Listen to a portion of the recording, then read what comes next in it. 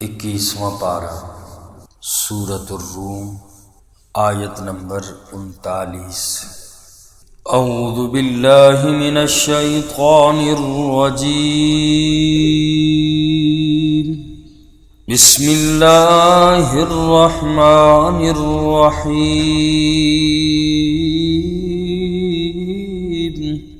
وما آتیتم، اور جو تم دو، من ربا، سود پر، لیربو فی اموال الناس، تاکہ بڑھتا رہے لوگوں کے مال میں، فلا یربو عند اللہ، پس کوئی بڑھوتری نہیں ہوتی اللہ کے نزدیک۔ وما آتیتم من زکاۃ، اور جو تم دیتے ہو زکوٰۃ میں سے، تریدون وجہ اللہ، تم چاہتے ہو اللہ کی رضا، فَأُولَئِكَ هُمُ الْمُضْعِفُونَ،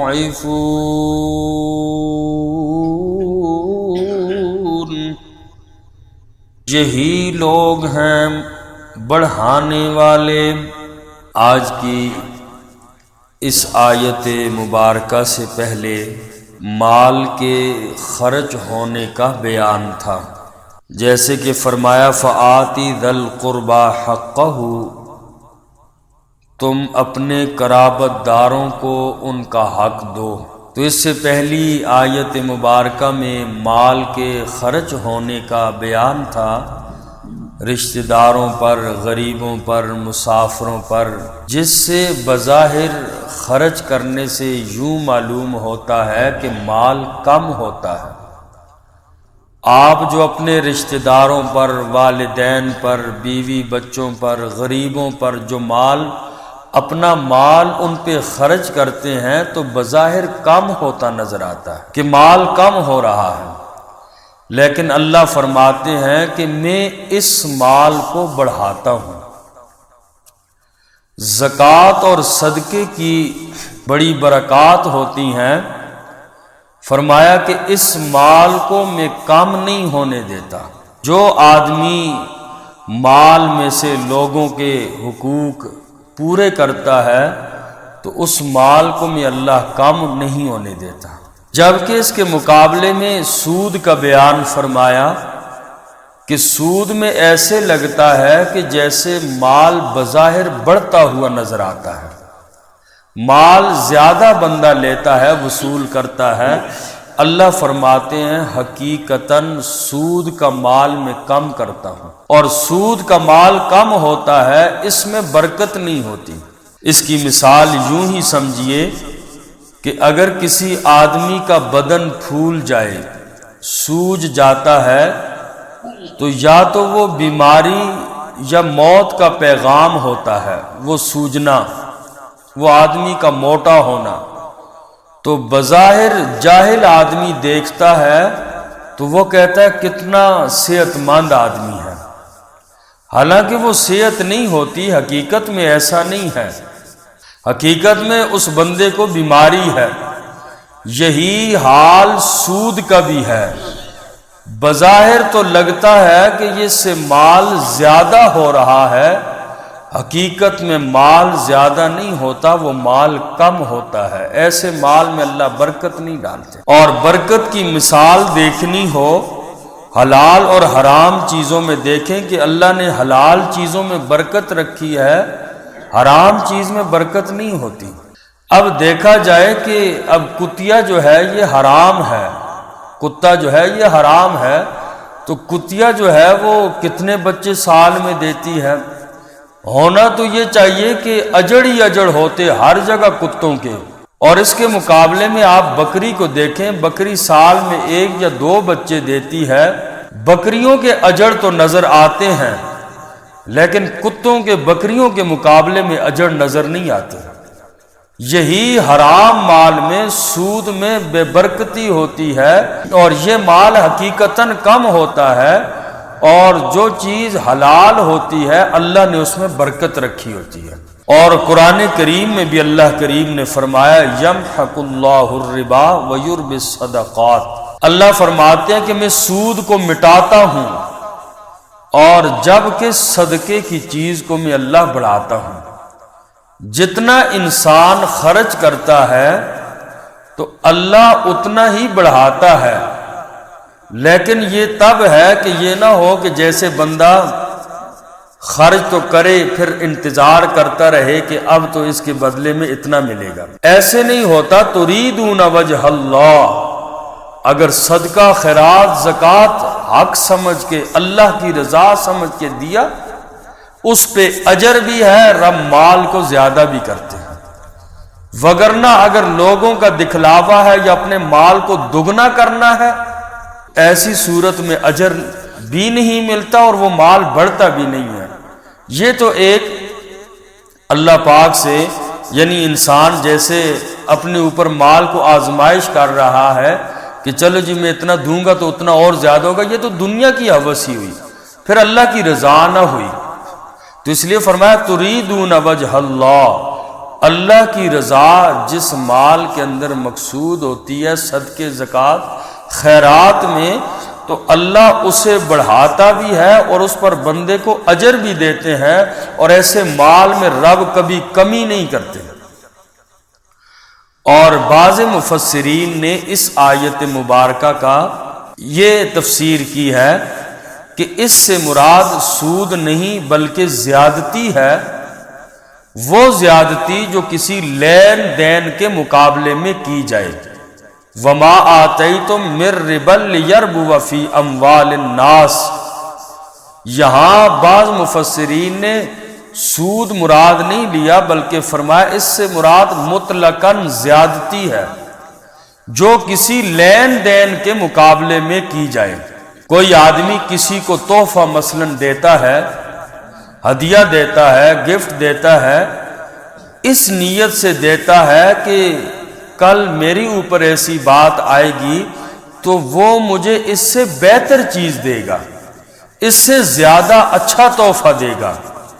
ایسی توقع سے ہرس، لالچ اور کمینگی کا اظہار ہوتا ہے کہ جو آدمی کسی کو ہدیہ یا تحفہ اس نیت سے دیتا ہے کہ یہ کل مجھے زیادہ دے گا۔ اور قرآن کریم میں فرمایا وَلَا تَمْنُن تَسْتَكْثِرْ، زیادہ معاوضہ حاصل کرنے کی نیت سے کسی پر احسان نہ کرو۔ یہ ہرس اور کمینگا پن کی علامت ہوتی ہے۔ جیسے کہ ہمارے ہاں شادی بیاہ یا خوشی کے کسی اور موقع پر یہی حال ہے، جسے ہم نیندرا بھی بولتے ہیں۔ ایک کی شادی میں دیا اس نیت سے دیتا ہے کل یہ بندہ مجھے اس سے زیادہ دے گا، اور یہ تحفہ یا ہدیہ یہ نہیں ہوتی ہے، بلکہ اب ہمارا ارادہ یہ ہوتا ہے کہ اب وہ میرے اوپر خوشی آئے گی یا کوئی اور، یہ بندہ مجھے زیادہ اس سے لٹائے گا۔ اور اگر کوئی آدمی کم دیتا ہے تو ملامت کرتے ہیں کہ میں نے تو اتنے پیسے تجھے دیے تھے، اس کی غمی خوشی میں میں نے تو اتنے دیے تھے اور اس نے تو مجھے کم دیے۔ اور کم جو آدمی دیتا ہے تو اسے ملامت کیا جاتا ہے۔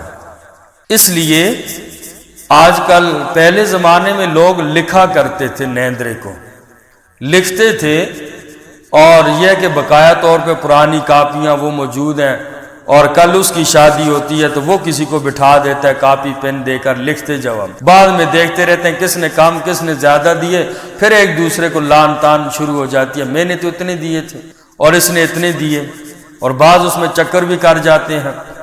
تو آج کل کاغذ اور لفافے والا سسٹم ہے، اس کے اوپر نام لکھ دیا جاتا ہے، اور تحفہ جو ہوتا ہے وہ بلوس ہوتا ہے، کسی چیز کے عوض نہیں ہوتا ہے۔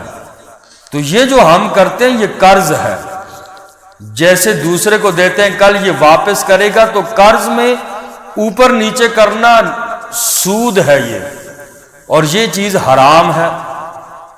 اور جو تحفہ ہوتا ہے، ہدیہ ہوتا ہے، یہ بلوس ہوتا ہے، اس کے بدلے میں کوئی لالچ، کوئی ہرس نہیں ہوتی ہے۔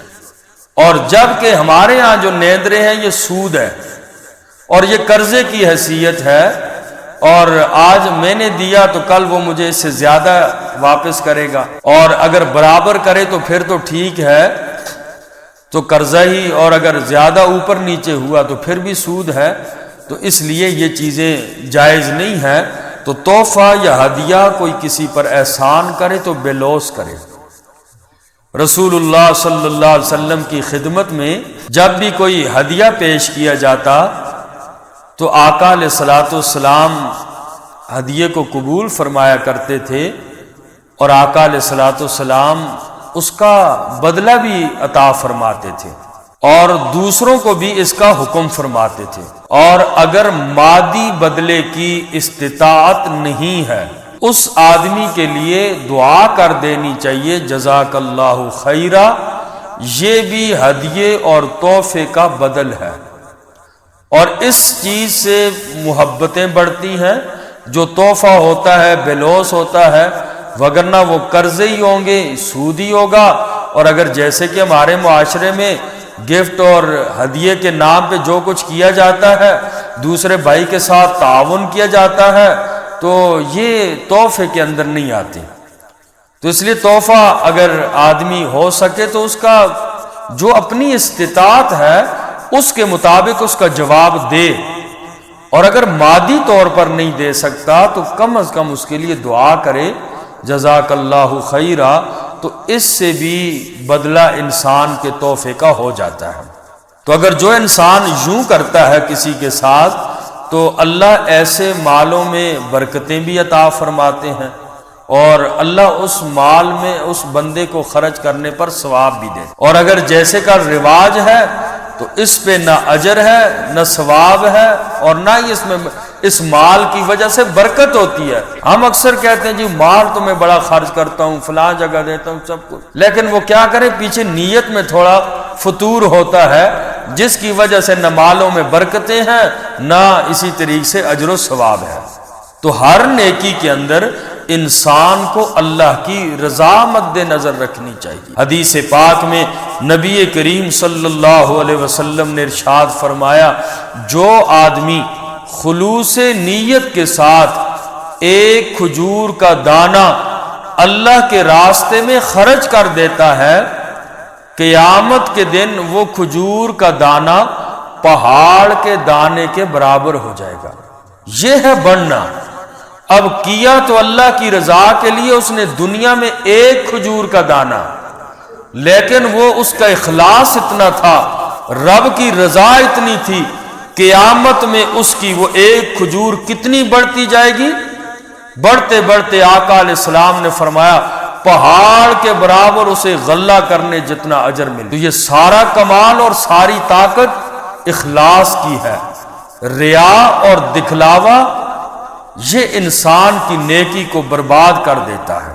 تو اللہ کے نزدیک جس مال میں برکت پڑتی ہے اور جس مال کو اللہ کریم بڑھاتے رہتے ہیں، قیامت تک بڑھتا رہتا ہے، کیا آپ نے 100 سال پہلے خرچ، اور وہ قیامت میں آپ اس کا اجر بڑھتا ہی رہے گا، نیکی بڑھتی رہے گی، اور وہ کرتے کرتے کتنی ہو جائے گی۔ چونکہ اللہ تعالیٰ کو اخلاص والی چیز پسند ہے، اخلاص سے جو نیکی کی جاتی ہے رب اس چیز کو بھی بڑھاتے ہیں۔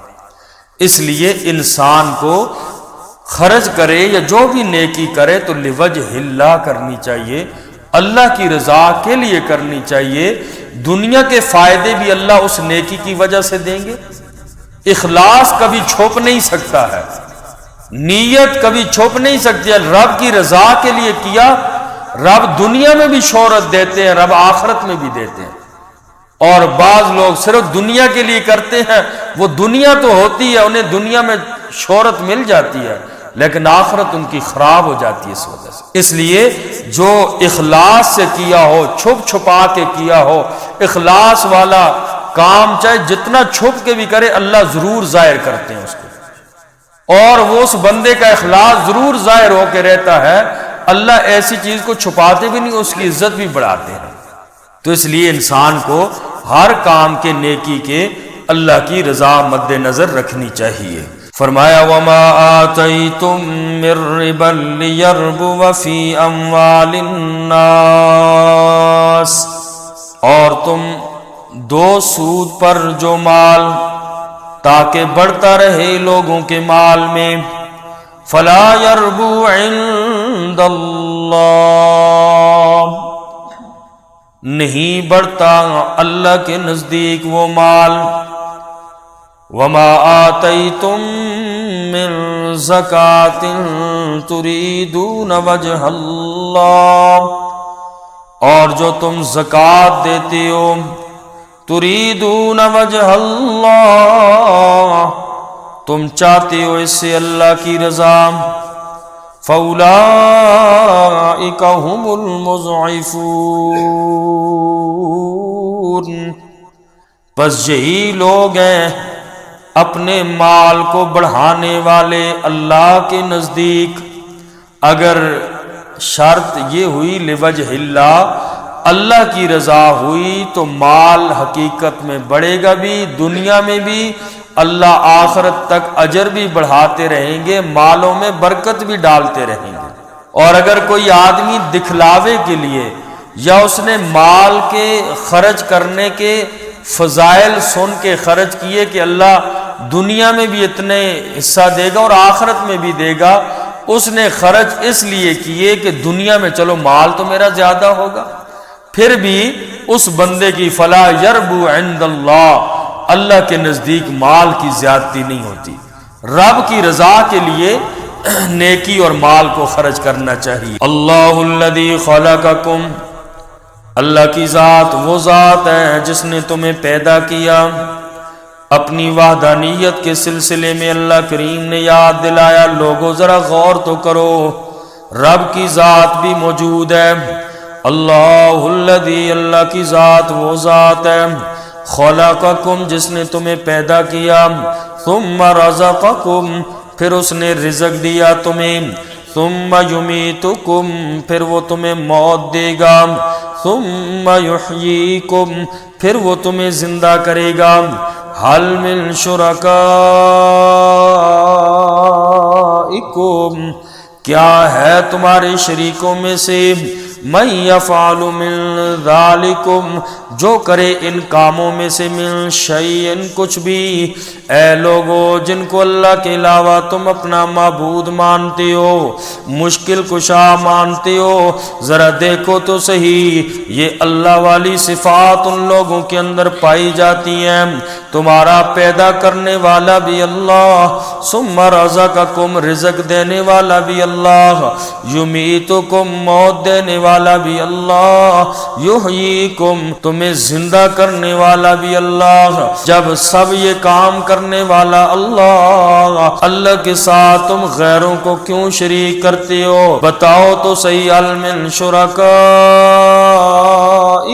کیا ہے تمہارے شریکوں میں سے، من یفعل من ذالکم من شیء، جو کرے ان چار کاموں میں سے کچھ بھی۔ کوئی یہ کام کر کے تو دکھائے جسے تم مشکل کشا کہتے ہو۔ سبحانہ، اللہ فرماتے ہیں میں پاک ہوں، سبحانہ، اللہ کی ذات پاک ہے شریکوں سے، وتعالی، اور اللہ کی ذات بلند ہے، عما یشرکون، ان کاموں سے جو وہ شریک کر رہے ہیں۔ اللہ تعالی ہم سب کو عمل کی توفیق